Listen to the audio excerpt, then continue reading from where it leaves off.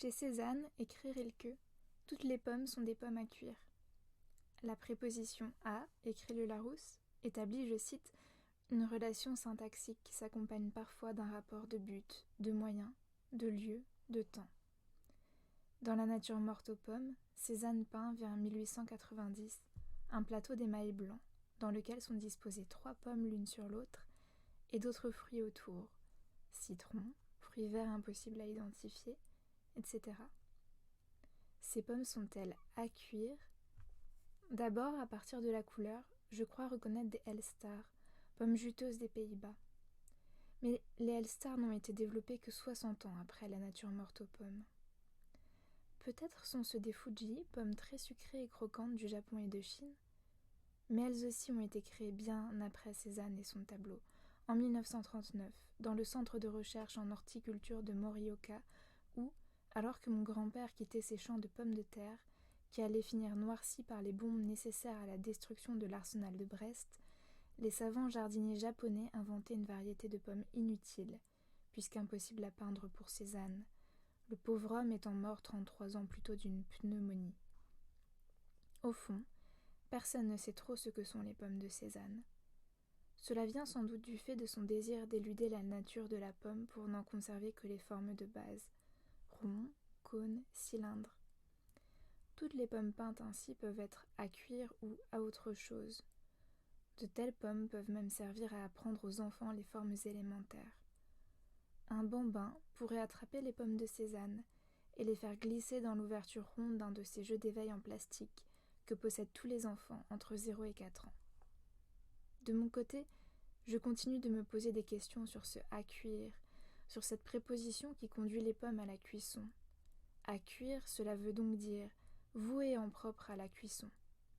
Le souci de la pomme, avec un S majuscule, son être au monde, son conatus, si j'ose dire, sa vocation serait d'être cuite, c'est-à-dire en latin, à la fois cuire et à la fois mûrir, maturer.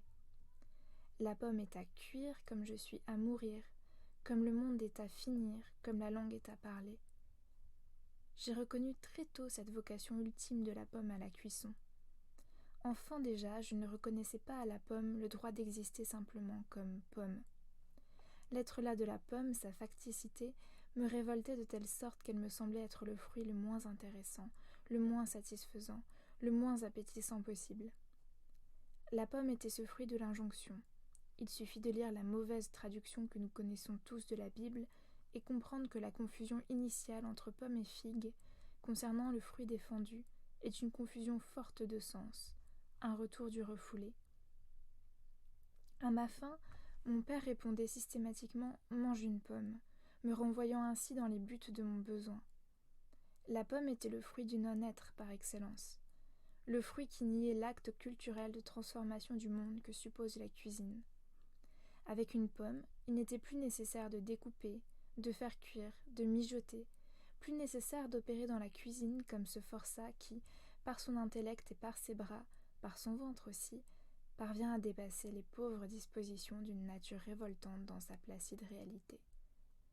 La pomme était donc pour moi, dès l'enfance, l'objet anti-civilisationnel par excellence. Le fruit défendu, non pas au sens d'un fruit contenant dans sa chair l'interdit, mais au sens d'un fruit rejetant par sa chair la transfiguration, la métamorphose qui conduit l'ingrédient à devenir aliment, matériel et spirituel. Fruit de l'immobilité, fruit de l'éternité, fruit morbide. Mange une pomme était la phrase la plus pauvre en imagination et le croqueur de pommes visible dans toutes les grandes villes du monde est l'être le plus plat du verger international. Il est l'être saint, celui qui évite par ses comportements la guerre interne, la guerre civile des organes, celui qui se retire du monde. Il est ce saint qui fait du mal à la vie, pour reprendre les propos de Nietzsche dans le paragraphe 8 de l'Antéchrist.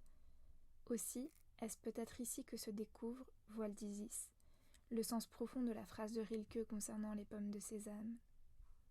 Chez Cézanne, toutes les pommes sont des pommes à cuire. Cuire une pomme, n'est-ce pas retourner le principe de la pomme contre elle-même ?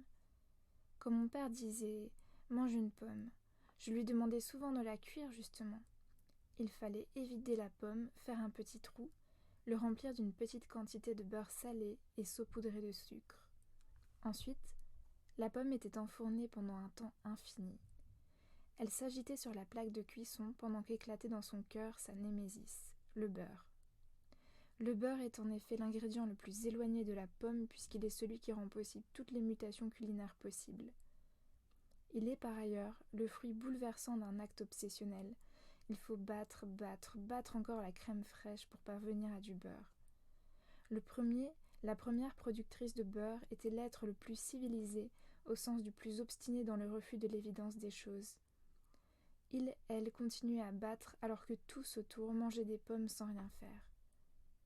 Celle qui cuit sa pomme, refuse avec aplomb l'injonction à l'immobile mange ta pomme du Père universel et réclame, par-delà le verger, le droit inaliénable à l'accident, au remous et à l'élan.